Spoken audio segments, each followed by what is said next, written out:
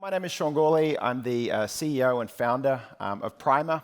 We're a San Francisco-based machine intelligence company. It's currently about 54 of us working downtown San Francisco. And we build technology that allows machines to read and write. To both understand language, but also importantly, to generate language. And this combination of reading and writing allows us to replicate a lot of analyst behaviors that exist across a whole range of different industries, from government intelligence all the way through to pharmaceuticals. What that looks like in practice is to be able to read not just one document, but to read many different documents. A diverse set of documents that can reinforce information, that can sometimes contradict each other, but often contain all sorts of information that can be pieced together to create something that's more than the individual documents themselves. So we're able to do this continuously at a global scale, processing all documents as they're published to generate things like knowledge bases, briefings, intelligence reports, and also financial information as it unfolds around the world. We've deployed this for a number of different customers, including companies like GIC, which is the massive sovereign wealth fund out of Singapore, but also things like Walmart, and also into the intelligence community through partnerships with In-Q-Tel. So these companies and organizations all face similar problems. Ultimately, they face a world where they've increased the amount of data they've got, but the people that they have to look at this information is at best increasing linearly. So what that means is ultimately there's a delta between the data they'd like to be looking at and the data they actually are looking at. And this is not going to be something that they can solve by simply throwing more people at the problem.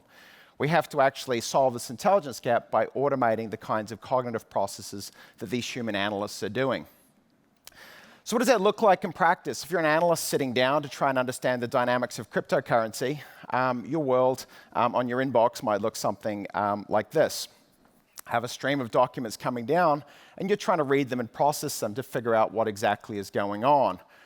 And this kind of seems a little bit kind of strange, but this is actually many, many people's jobs to figure out this information, to synthesize it, and to generate reports. And it's being done on the scale of thousands every day across a range of different industries. So we're able to take this information and actually generate reports. So we can go from a set of documents in a spreadsheet there to actually looking at an overview. So this is generated by Primer's software, and you can start looking at this. So it talks about the key events that were there. Man sells everything he has for Bitcoin as he preempts the ultimate crypto boom. The second event, Bitcoin heading for over 10,000 in 6 to 10 months, former Fortress hedge fund manager says. And the largest events there, talking around JP Morgan and Ray Dalio being a little more bearish on the outlook of cryptocurrency. It's about 3 or 4 months old at the point. Actually, maybe Ray Dalio had a point inside of this. So you can see here being able to generate that text, to generate and synthesize a briefing of that information, replacing what the analyst would have done. You can also dive into individual events. Here's an event here around Russia regulating Bitcoin and cryptocurrencies. It'll generate a summary, it'll generate infographics. It'll do that not just for one event, but for many different events. Place them around, geolocate them on the world, dive into different parts of the world, seeing events here unfolding in Seoul, Osaka, Nagoya, and Tokyo. So the world as it unfolds starts to become monitored and updated by the machines that can both read and also generate that language to write. And this is all powered by the underlying technology stack that we've got. We call it the NLX, where X is for natural language processing, natural language understanding, and natural language generation. And so we can deploy this into public clouds, private clouds, or we can deploy it on-prem. And that allows us to take the core layer of intelligence applications with NLX engines to do things like significance, to visualize, classification, difference, and so on. And then we can apply them into verticalized use cases and things like finance, retail, into the federal environment, and also into things like R&D and legal as well. So this stack allows us to do a lot of different things, and we can configure this in a range of different ways to replicate different kinds of human analyst behavior. So with these 6 different engines that I want to kind of talk you through today, you'll get a sense of some of the technical challenges that we solve and also what they look like. So I want to dive into these one by one, and the first one we want to jump into is the structure engine. So when you look at text and you're processing text, you need to go from raw text to things that have structure.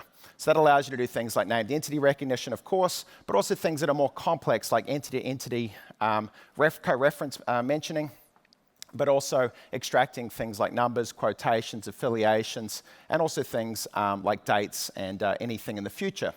So you take something like this, you can structure documents, almost 57,000 Model S vehicles. It'll pull out the number, obviously, but you've also got things like modifiers and also the units that you're dealing with. And you want to be able to track these things through time, right? So you want to be able to take, in regulatory filings, if you're a Tesla, tracking 107,000 model vehicles this year versus 57,000 the year previous. Or you want to be able to see things with a bit of reference, things like kilowatt hours, and knowing that kWh is the same as kilowatt hours. And of course, if you run this through time, you can run things, you can actually start to construct some very interesting analysis. So this comes from text. This is reading all the 10K filings from the regulatory filings for TripAdvisor. And you'll see it is able to pull out all the key numbers, like the opinions on vacation rentals changing over time from 550,000 in 2014 through to 835,000 in 2017. So pulling that out and putting it out into a table, this is something that would have taken an analyst a fair amount of time to actually process, and you can get that almost for free. You can also find people and pull out affiliations associated with those people. So you're doing named entity recognition, but you're also looking for descriptions of who they are. And again, you're able to assemble multiple descriptions from all the observations that you've seen of these people to construct those lists as they go through. The event engine allows us to find events as they unfold in the world. And these events can be geolocated, they can have timestamps, they can also find the entities that are involved, and they can be classified for different kinds of events that are there. So we can look at an event here. In this case, an event is Apple rumored to be hiring for massive initiative to build an electric car. There are 613 articles that are pertaining to this event. And the geolocation for this, the primary one, is Sunnyvale in California. So these events can be brought together, and the important thing here is that there are multiple documents. So it doesn't just tend to happen once. There's actually, in this case, 613 different documents that give evidence for this event, and we're able to pull all the information from each of those documents and assemble that together. And we're able to do that through the Ensemble engine. So the Ensemble engine allows us to participate in a world where there's a preponderance of a large amount of data that's sitting around and start to bring it together. So if you take that event here, you can see all the observations that talk about the number of people that are working on this project. And you can see here there's a bit of fuzzy matching, right? You've got 600, 550, 600 strong. And so it's able to kind of bring these together and say these are all in rough agreement with each other, and they're all talking about the same thing, which is the number of people working on the project. More than that, though, you can actually take the mean point estimate. In this case here, the mean point estimate, the 600-person team, and also the best way of expressing that out of all the different ways that are being expressed there. We can go further than that, right? You can also look for things that are agreeing. So these are all talking about the 2019 ship date being plausible. And then you can find contradictions, things saying that this is not a plausible date, that 2019 does not seem reasonable. So being able to surface those anytime you're looking for a claim, doing stance detection to find a counterclaim across that. As an analyst looking through this, this is, again, what you need to do for your bread and butter to find the claims and also the contradictions that surround them. But you can also go further down that tail. So if you're looking for observations that are said everywhere, you're also looking for things that are said almost nowhere. In this case, here's one that's just said once in paragraph 3 of document 161. And it's talking about the 35% greater battery capacity that Apple has as being significant as they look to make cars that are obviously powered by batteries. So being able to find that one bit of information at the tail end of a lot of documents is something that, again, is hard to do as an analyst, but actually quite straightforward if you've got a machine working for you.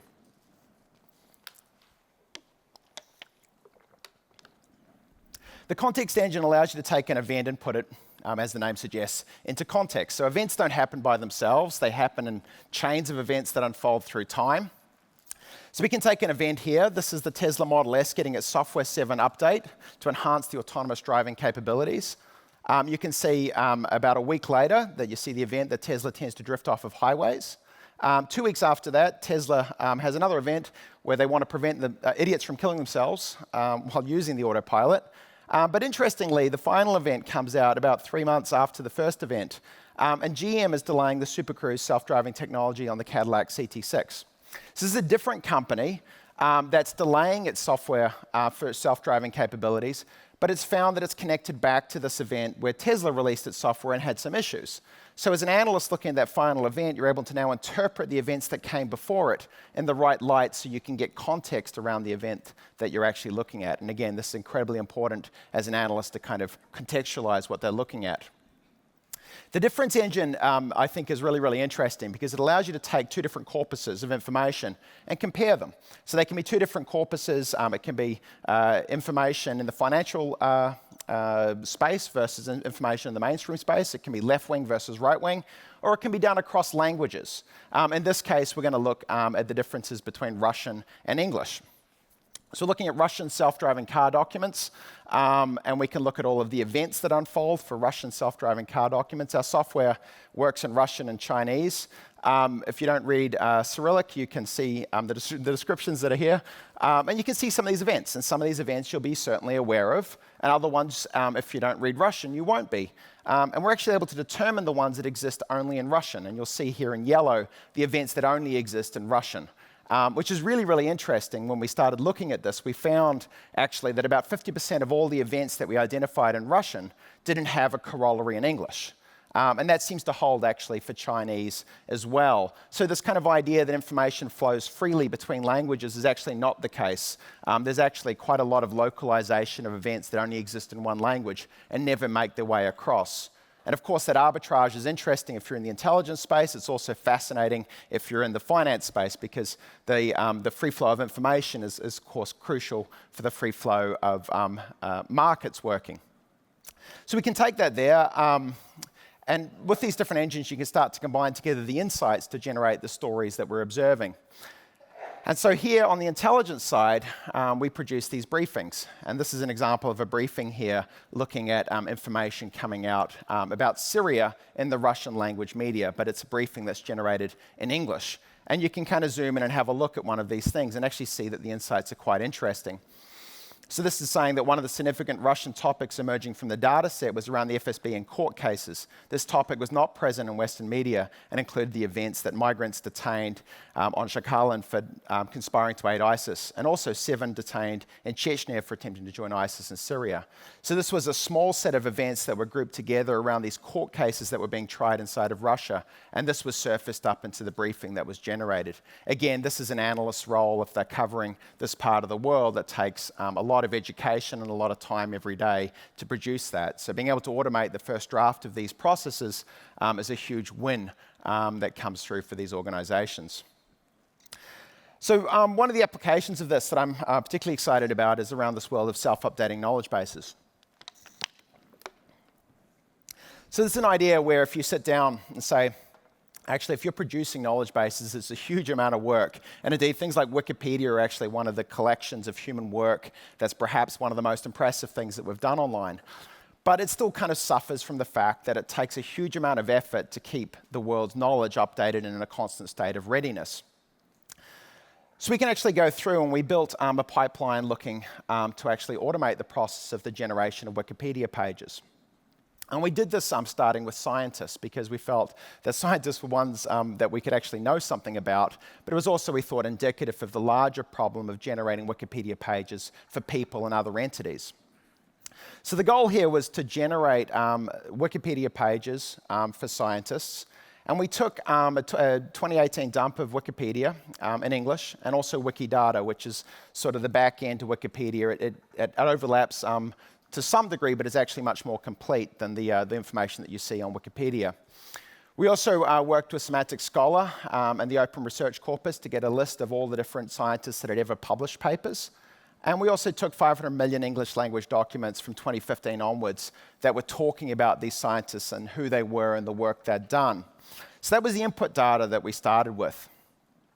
The training data, we actually used 30,000 existing scientist biographies from Wikipedia. So we went through Wikipedia, and anyone that was being mentioned as being a scientist or having even a loose affiliation with science, we took that as a starting point for the things that this thing should look like.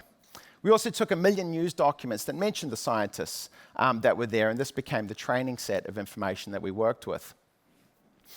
And then ongoing from that, we continued to pull in all news as it came through, and did things like entity resolution disambiguation, also relationship extraction, and then importantly, multi-doc summarization to bring together all the different references of this information to start generating language.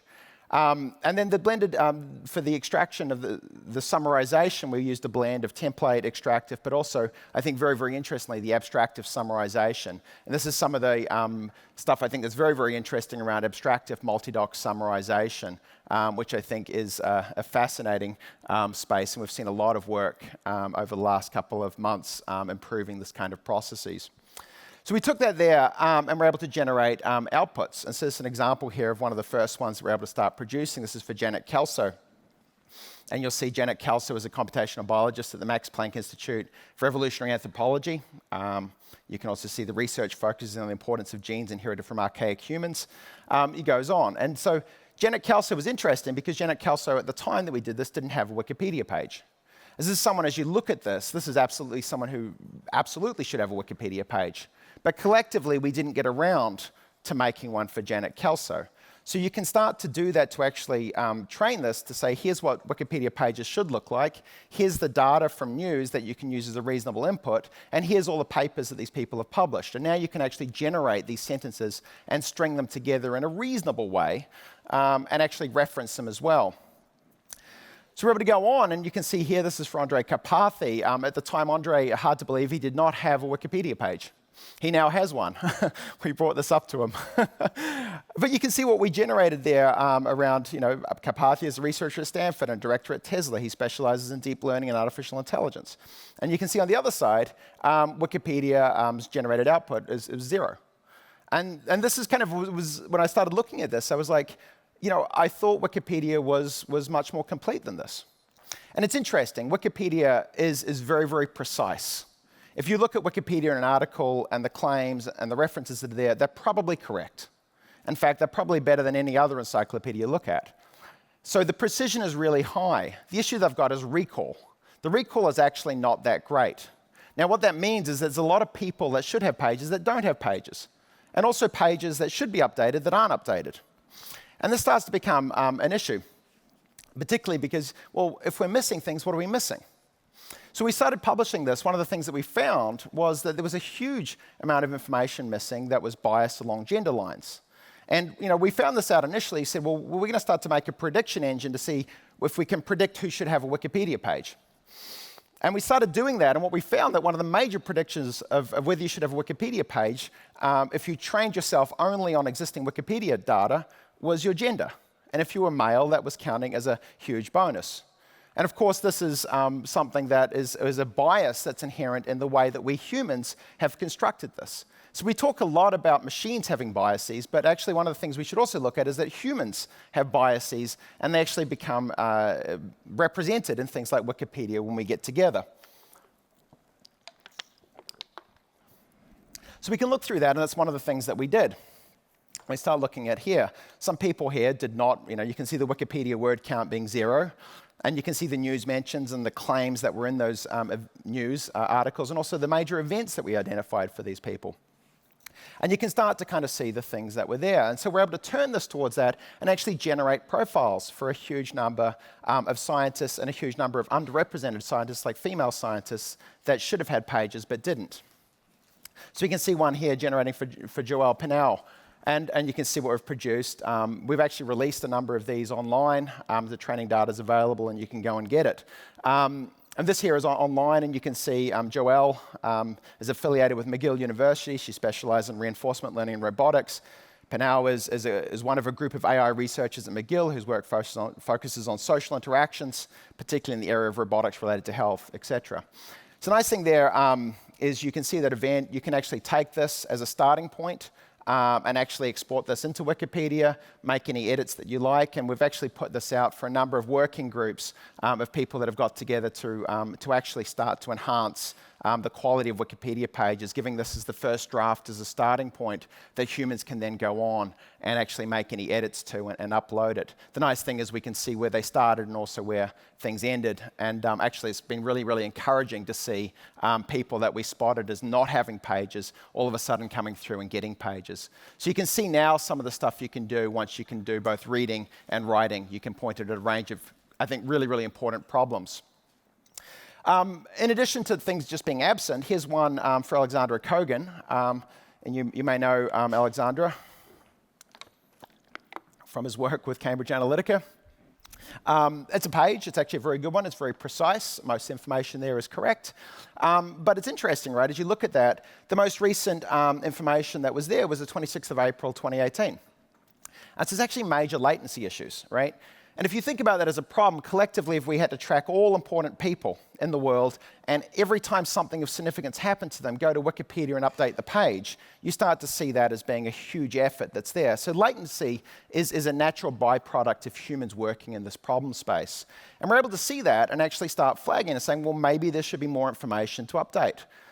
So we look here for Alexandra Kogan, we can see the first one there on the 25th that's talking around the Facebook work. But you can also see the work that was there around Twitter.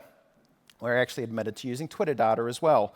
And that was a key event that we actually spotted that wasn't there and wasn't part of the Wikipedia page. So that information, again, is something that comes through. We can find it and we can update with it. But it speaks to that kind of dynamic of recall issues. And latency is one of those. So the model performance, we're able to compare this against Wikidata. Wikidata is actually more complete than Wikipedia. There's more people and more claims on Wikidata than there is on Wikipedia. And you can actually see in blue the performance of Primer's model versus the Wikidata performance in red. And you can actually see now some of the gains that are there to be made based on automating some of these processes. Again, if you're just looking at Wikipedia pages proper and not the Wikidata, the results look even better for the automated solutions. So we're able to actually generate Wikipedia-style pages for over 40,000 scientists that didn't have them, and also able to add novel information to 90% of the pages that already existed, pages like Alexandra Kogan's page that you saw before. So actually a really, really nice kind of project and something that we're pushing on, and we're going to expand this beyond scientists and into different other groups of people in the coming months. One of the other things, of course, is into the world of finance. We have a lot of our customers in the financial sector. For those that have been a banker or have known bankers, particularly junior bankers, they don't get a lot of sleep. It's because they're continually forced to kind of read and crunch numbers. It is a tough, tough life being a junior banker at Goldman Sachs, but you can start to automate some of that process as well. So we talked before about some of the dynamics of 10Ks. Here you can see TripAdvisor. If you're an analyst looking at a 10K filing, there's 160 pages of information and something like a random 10K filing. You're able to bring that down and make that into a 2-page summary, so you've got a briefing with the main insights and points. And again, it's moving beyond just the numbers and looking at some of the dynamics here about like the inclusion of a new tax and accounting risk. So we spotted a new risk that's been included and also classified that and brought that up to the surface for the reader. Be able to go through and produce reports, this case for an insurance organization, looking at risk. This is Deutsche Bank, and we're looking at the major risks. We're able to build summaries, identify the key numbers, the parties involved, and generate a 2-page output of the major events over the previous quarter. Again, this is something an analyst has to do and sit down and actually produce, and takes a large amount of time. We can do it on the sell side. If you're an analyst coming in and you look at Apple's earnings, you'll sit down to your email inbox the next morning with 30 different sell-side reports coming in.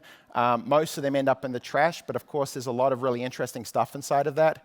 So able to bring that together and actually generate outputs around guidance and growth drivers, financial metrics, and also key business trends and geographic drivers as well, and bring that together. And this is all able to be surfaced, which makes an analyst's life a lot easier.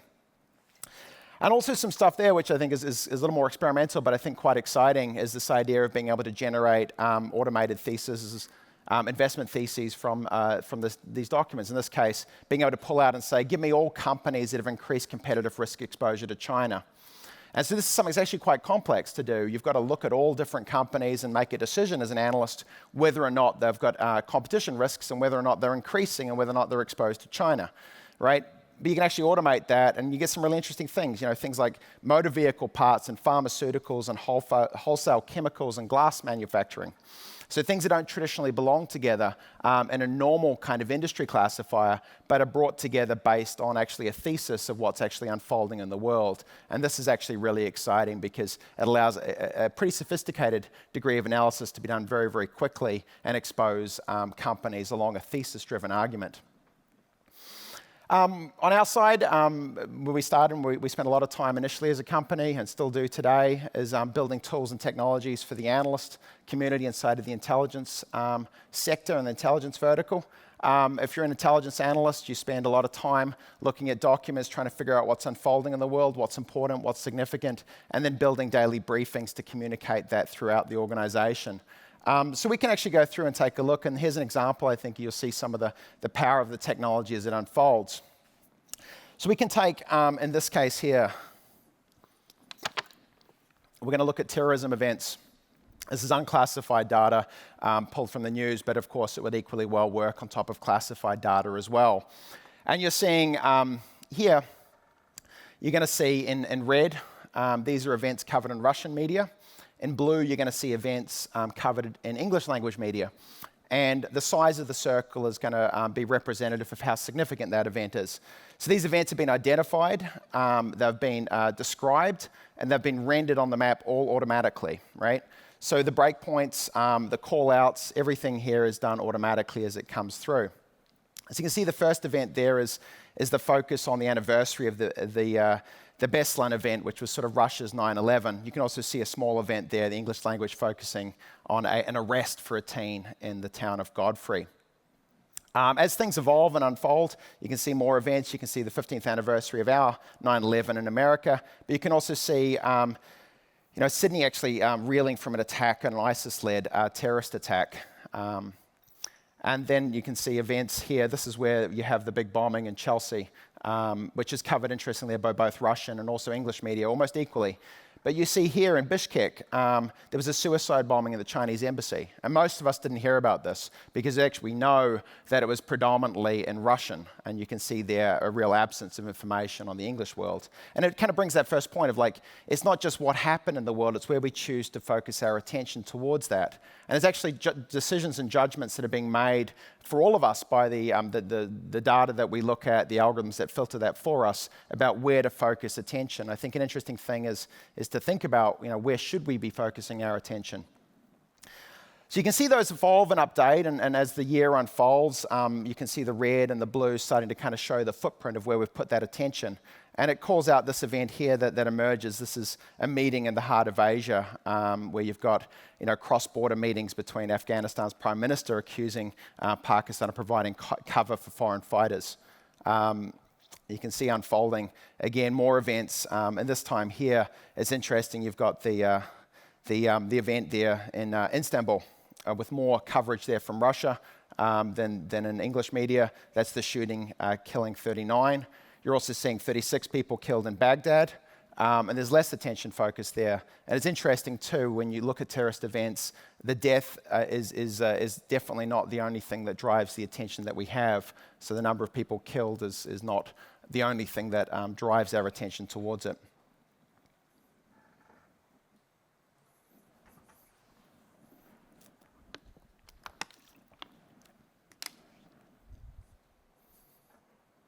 So you can see The Hague with the attention there for the criminal court work up there. You can also see similar events unfolding there in Moscow and Kiev.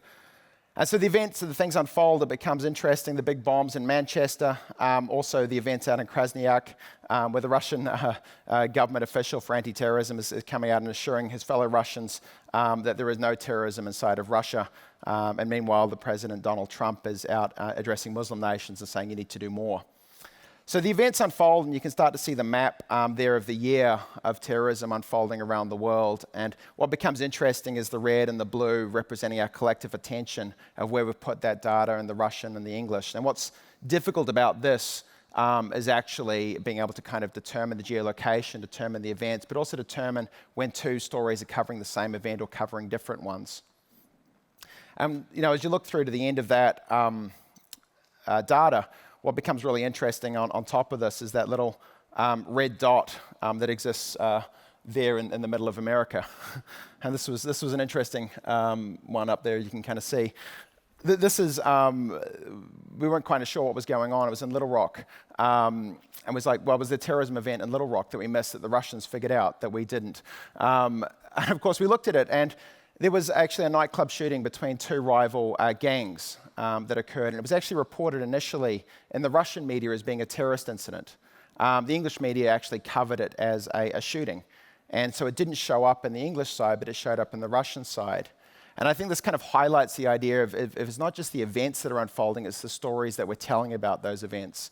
And then certainly on some of these things, whether it's events that are shootings that could be terrorism or terrorism that could be shootings, it's judgments that are being made by actually starting to look at the landscape as that unfolds. Now, you can't kind of cover Russian language information without dealing with the world of computational propaganda, because of course the inputs into this are the stories that we tell and the stories we want you to hear versus the things that actually happened. And computational propaganda is a fascinating space, and I think it's going to become more and more important as we look at the coming years. And I think what I would say is the propaganda that we've seen at the moment has been pretty primitive at best, right? As we start to use this technology and it starts to become available, you can certainly detect these things. But of course, on the other hand, this technology can also be used to start to tell stories that weren't real. And right, so we can build Wikipedia pages that contain information that start describing the world as it is, but you could, of course, build the same technology to build engines that describe the world as you want it to be. And that's going to start to kind of evolve and adapt. So it's interesting, right? We've seen little hints of this as it emerges. This is the Associated Press, and this was their Twitter account, right? Breaking: 2 explosions in the White House and Barack Obama is injured. Now, of course, this didn't happen, right? The account was hacked. It was not computational. It was humans generating that. But the end result was actually really interesting because this information ran into a set of algorithms that were tuned to look for this kind of things, right? And so they came out, there was enough kind of detection methods available. They pulled out of the market. You lost about $130 billion of market capitalization as the algorithm saw this information and pulled out. So it's interesting, right, because you've got this dynamic of information. Did it happen? Did it not happen? In some ways, it doesn't matter if you kind of get enough people, or in this case, algorithms, to believe that it did happen, then you can actually create a fair amount of damage as it unfolds. We saw this really early on, actually starting to become more automated. This is in 2013, and this is a set of Mexican Twitter bots. And we first saw this, it was really fascinating, right? This is a bunch of Mexican Twitter bots alleging the reporter was not killed by a drug cartel. And so in 2013, we saw this and we thought, well, this is incredibly strange because these are non-state actors employing computational propaganda techniques to inform and move political debate. So this was something that was fascinating. We thought, well, if it can be done by Mexican, Twitter bots, for drug cartels, it could probably be done by other organizations. Of course, we're seeing this stuff back in 2013. It was relatively unsophisticated. You could see these spikes that would emerge every 15 minutes in this case. And so, the time signature actually gave that away. As things moved and evolved, you could actually see that some of the ones that were being deployed in China didn't have these temporal signatures. And of course, this dynamic has been evolved and gone on, right? You've got this almost kind of like virtual Turing test that's being done. It's like, are you human? Are you not human? And of course, as you spot the techniques of time or the language that's used or the things like that, you start to say, well, I can see that you're human. And so then the bots evolve and remove that obvious signature, and the cat and mouse game kind of evolves and moves on. It's also interesting, actually, it tends to be the secondary information, things like time signatures, the networks, the use of the diversity of language that it's being used, that actually become the signatures much more than being able to look at the individual tweet itself and say, is this real, fake, or human, or otherwise? It's almost impossible to tell that looking at a single bit of information, but in aggregate, it becomes a lot clearer.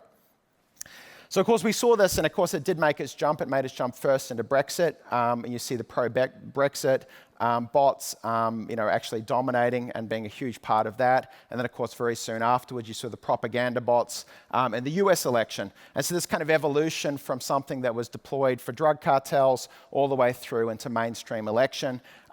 Again, we should say this is mostly humans writing this stuff and automating the posting of this using scheduling services.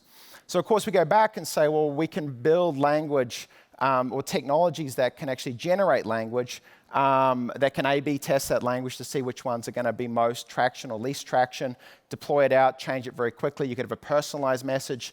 All of a sudden, things unfold in the world. You've got a perspective that's personalized for you that's meant to manipulate you in one direction or another. So as we get better at reading and writing, of course, that technology can be used to generate knowledge bases. It can also be used to manipulate, and that's going to be something that we collectively are going to have to start to face, and we're going to see much more advanced technologies coming through than the 400,000 or so primitive bots in the 2016 elections. So thank you for the time there, and I think we've got about 5 minutes for some questions.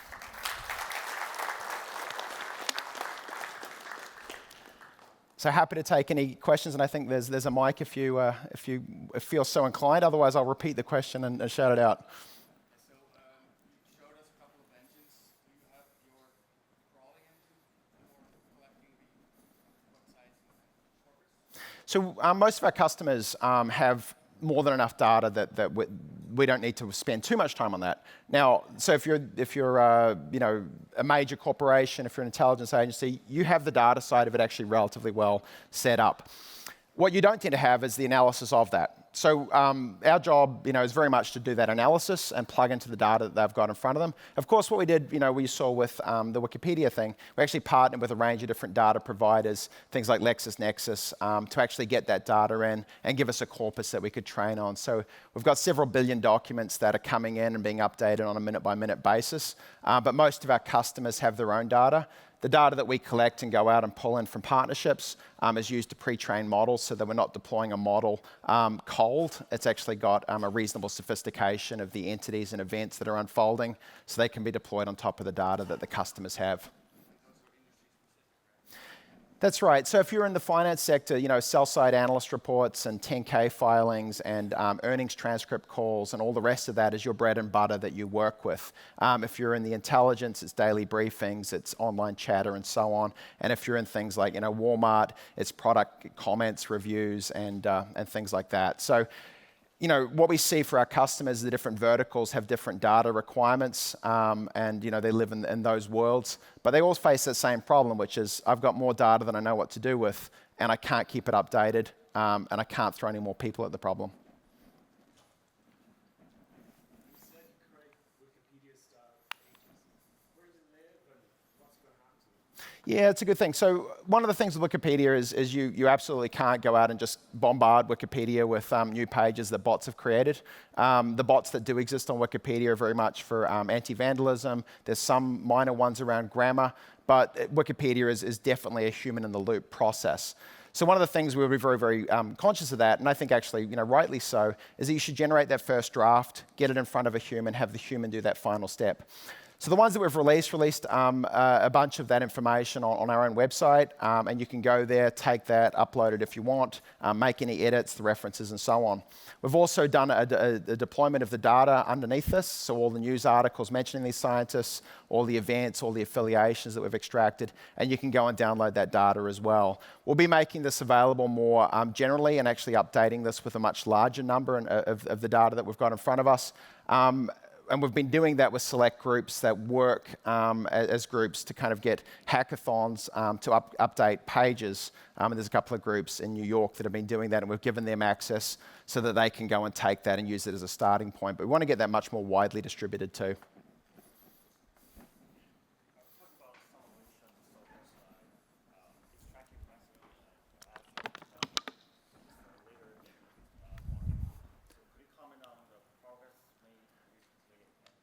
Extracting. Yeah, so we would very much, so this is the question was around abstractive versus extractive language generation. So we would view extractive as the workhorse, and that's probably the dominant kind of form of information. Where abstractive, I think, becomes very interesting is if you want to generate abstractive outputs, you can absolutely generate it and you'll have all sorts of actually really nice language being generated. The precision of it drops. right? So it's sort of the trade-off, and it sort of depends, like, how important is precision of your abstractive generation? Now, for intelligence, finance, actually precision is really important. So we find the abstractive work actually becomes very, very valuable, actually becomes more like an editing tool. So it'll take sentences and actually keep the major relationships between the entities that are there. And you can think of this as some of the things like using pointer models on top of that. But it'll actually move hyperbola, it'll concatenate sentences, it'll join two existing sentences together, and that tends to be where it's much more valuable. So we would say if you want to maintain precision using abstractive methodologies, you should probably start to use that more like an editing tool than actually a generation tool.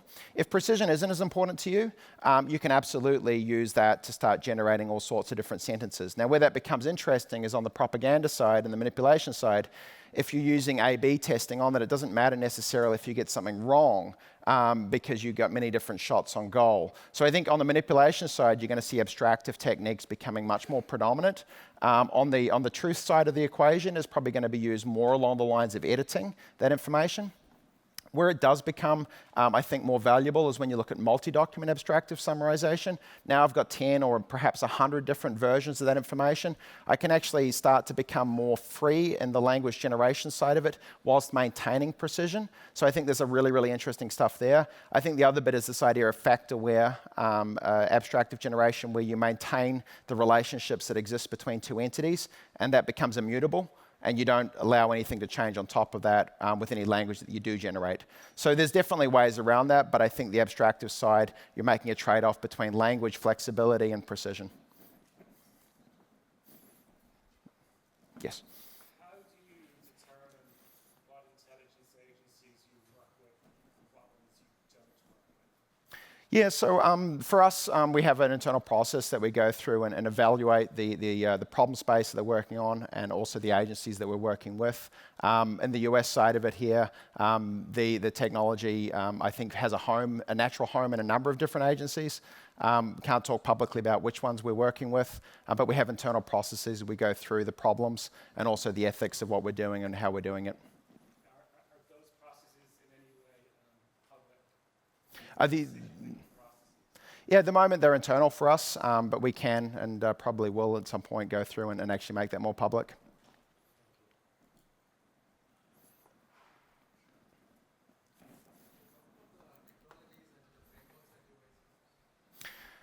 Yeah, so for us, the technologies and frameworks, I think a lot of the stuff here is really coming out of scientific papers. So you're looking at the most recent science that's published, and you're looking at, in many cases, the first implementations commercially of this work coming through. We work inside of Python. If we need to make it faster, we will take it down into C++. We spend a lot of time with PyTorch and TensorFlow to do any of the optimizations on the neural nets. But most of the work here is you're working with scientific papers where you're taking the work there and actually trying to make that work at commercial scale. And so there's not a lot of frameworks necessarily for the stuff to pull off the shelf. But we know we've made good use of, I think, the science literature out there, and there's some really great science coming through every month.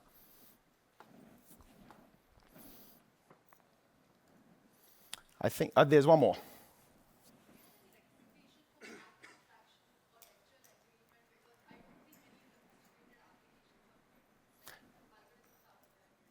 Yeah, recommendations for fact extraction? Yeah, so there's some interesting stuff on claim detection, stance detection, was sort of two sides of that coin. I think a lot of the stuff is dependent on whether your named entity recognition works, because you've got basically a second order dependency, and if you're not doing good on NER, you're not going to do good on claim extraction. So there's a number of papers that have come through on that. I think some of the work that's been done out of Stanford and also out of University of Washington have both got very interesting thing. I think Chris Ray's work out of Stanford, I think, is probably some of the most interesting stuff and definitely worth looking at. I think that's all the time we have. Thank you very much.